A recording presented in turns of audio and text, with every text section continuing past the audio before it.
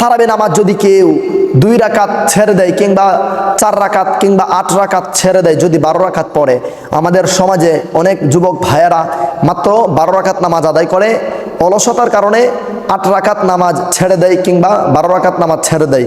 কেউ 8 রাকাত পড়ে, কেউ 10 রাকাত, আবার কেউ 12 রাকাত, এইরকমভাবে পড়ে পড়ে পেছন থেকে চলে যায়।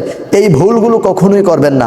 আবার অনেক মা বোনেরাও বাসা বাড়িতে তারা মাহে রমজানুল মুবারকে তারাবি নামাজ আদায় করে 10 রাকাত 12 রাকাত, কোনো কোনো দিন 20 রাকাত, কোনো কোনো দিন 12 রাকাত, কোনো কোনো দিন 10 রাকাত বা 8 রাকাত।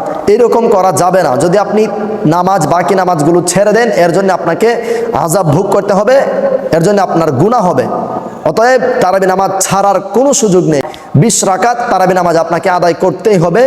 20 রাকাত থেকে 1 রাকাতও তারাবি নামাজ ছেড়ে দেওয়ার কোনো সুযোগ নেই। এবার আসুন তারাবি নামাজ আদায় করলে কতটুকু সওয়াব হবে, তারাবি নামাজের ফজিলত।